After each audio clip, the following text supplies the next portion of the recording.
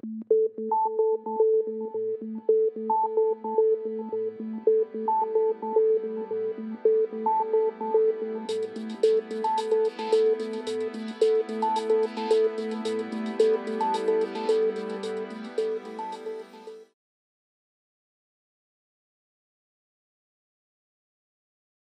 this is what the box looks like out of the box.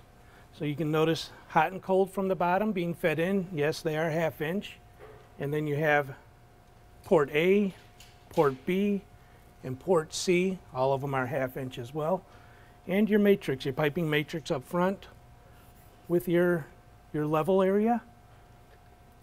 On the side, we give you your rough-in dimension. So if your finished wall falls in between this area here, you'll be perfectly roughed in. And then also on the top, we give you a little diagram and a dimension for the tile. The tile should be within 5 millimeters or 3/16 of the rough box itself. So when you seal it with caulk, it is sealed into the wall perfectly so no water can get inside the wall and cause damage. On the back side, this is one of your mounts, so it can go up against a solid wall.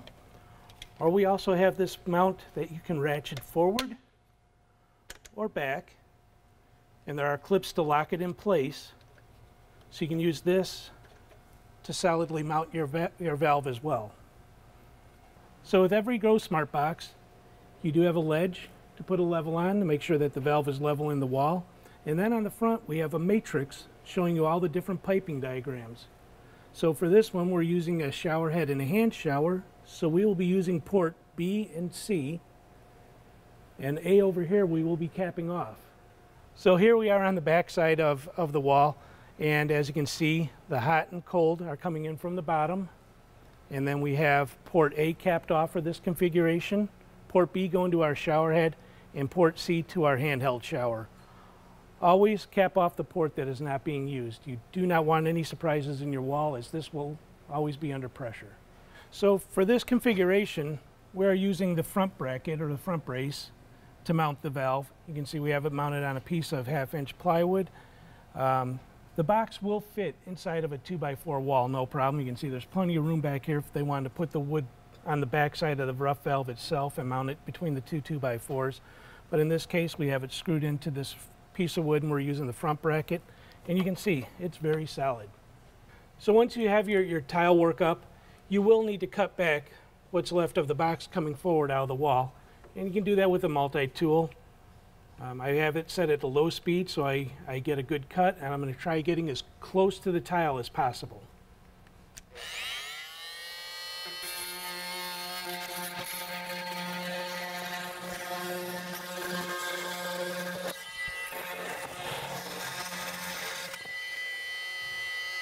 So once the tile work is done and the box is cut back, the tileman did a great job getting up close, but we still want to seal it just in case any water gets in there and doesn't get into the back of the wall.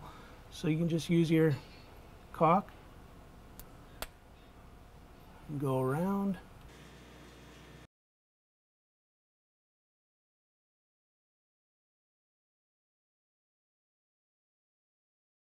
This is the control cartridge itself. This is what controls your temperature, your on-off. The valve does not come with, or the cartridge does not come with, service stops. They're optional pieces. Right now there's 2 plugs in the unit, which a 10 millimeter socket. You can go ahead and remove them. Pre-loosen that one. Those get thrown away. These are your service stops. You can see there's an O-ring on both of them. We do send along a little packet of lubricant. And I suggest just throwing a little grease on the O-rings before sliding them in.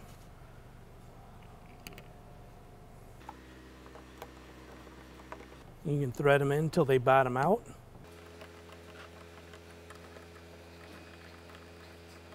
I suggest using a long socket or a deep socket to do this.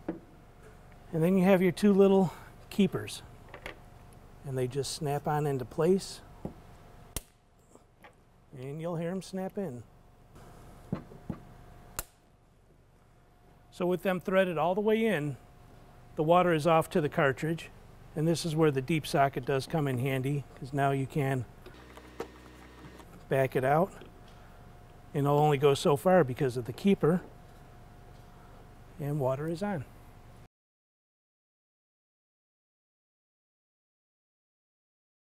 So just some tools you may need to help service the SmartControl. 34 millimeter to fit your on-off cartridge, and then we have a 36 millimeter spanner. Will fit your thermal cartridge. So with every trim kit, we send a low flow kit. In this case for a dual function, and then a flow restrictor for the thermal element itself. For the thermal cartridge, flow restrictor gets put on the back side. And that's this piece here. And that just pushes in like that. And then the cartridge goes back into its spot. And thread down the cartridge nut and snug it up. And basically that is installing your low flow kit.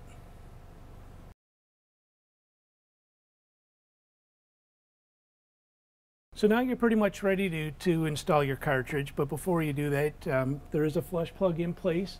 The flush plug's there so that you can flush out your hot and cold lines and whatever outlets you have, in this case a shower and a hand shower. You just want to flush out any debris, any flux, any solder balls that may be in the lines while they were piping it in, just so you get a good strong flow of water and that your thermal cartridge will work properly. So it's held in with just 4 Phillip head screws. So once you have the 4 screws removed, you're going to need a pair of pliers because there is an O-ring seal sealing it off to the inside of the box. And just grab one of the fins and pull hard, and that is your flush plug. You can see the O-ring seal that wraps around it, and you're ready to put your cartridge in place. So now we're ready to install the cartridge. So we're going to push it in.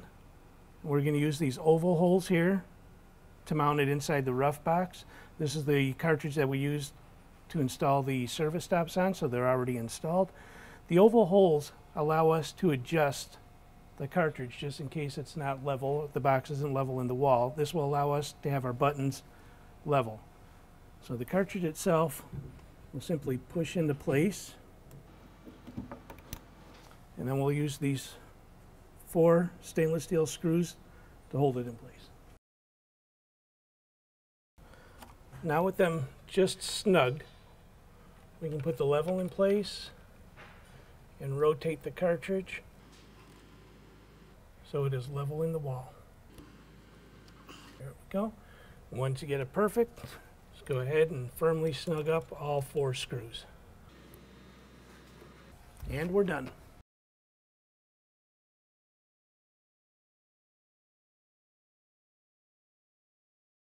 On occasion, after the shower's up and running, you're going to find out that the hot and cold lines are reversed.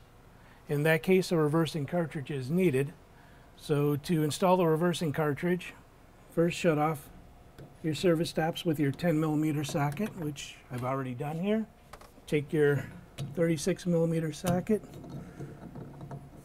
loosen the nut on the cartridge, pull the cartridge out.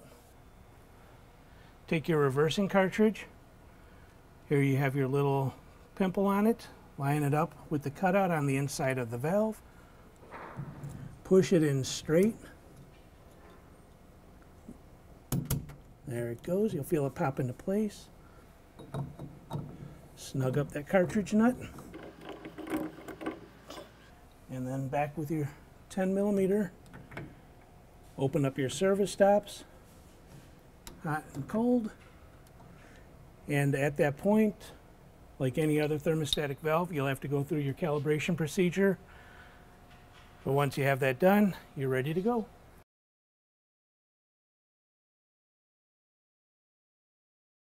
So to finish up our trim out here, we have to put on our backer plate. And you can see the backer plate is actually marked top. And we have the two areas where the stems are coming through for your on-off buttons and for your thermostatic control. Now these stems need to be cut to the perfect length. And instead of pulling out a ruler and measuring it and cutting it, we give you these two templates. They will push over, kind of like that. And then we'll cut the stems even with the white cap or the white guide. So we'll do that right here and now. To finish trimming out the unit, we have to put the backer plate on with these guides. These guides will allow us to cut the spindle, and these are your buttons to turn the water on and off and control your volume. It'll allow us to cut them at the perfect length so they're coming out of the wall, fitting into the decorative buttons perfectly. So you just cut right even with the white guide.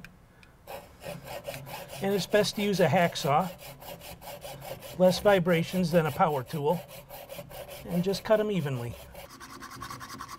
Now with this one, Plumber did a great job of roughing it into the max dimension, so there's really not all that much to cut off.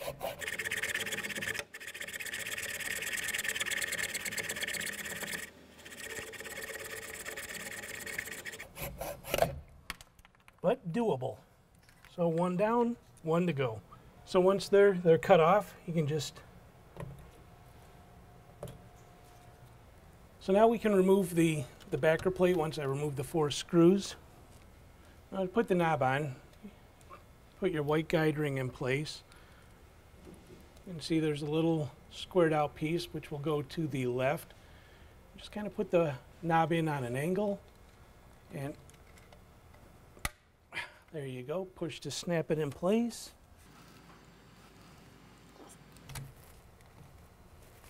There we go. And the same with the second one. Give it a little rotation. And then you can remove your plastic stops, plastic extensions. You can see there's a groove. Just line it up with the groove on the one that's in the wall. And they simply snap into place.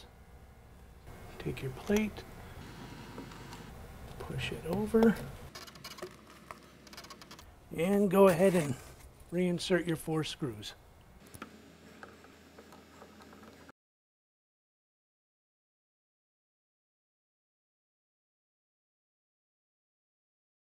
Just to cover some general maintenance, we do have the cartridge outside the rough valve right now. Usually it would be in the valve, but this makes it a little bit easier. So here on either side you have check valve / screens. They can sometimes get plugged with debris, and they simply thread right out. It's an actual cap, and once the cap is removed, you can kind of see inside there's a check valve in there. I usually use just an angled needle nose pliers. You can grab it and pull it up and out. That's your check valve. And on the back side you can see the screen. You can just take it to a faucet in the house and flush off any debris that may be in there. And then it simply pushes back into place. You take your cap, thread it on, and snug it up. And there's one for hot and one for cold. You can also remove the thermo cartridge. There's a screen on there, or 2 screens actually, one for hot and one for cold. And there it is. And you can clean the screens here, grease your O-rings, and then just push it right back in. When pushing the cartridge back in, you can see there's a little protrusion there, and there's a cutout on the inside. It's probably kind of hard to see, but you just line those 2 pieces up and push the cartridge in straight and thread your nut back on, and that's as simple as it is.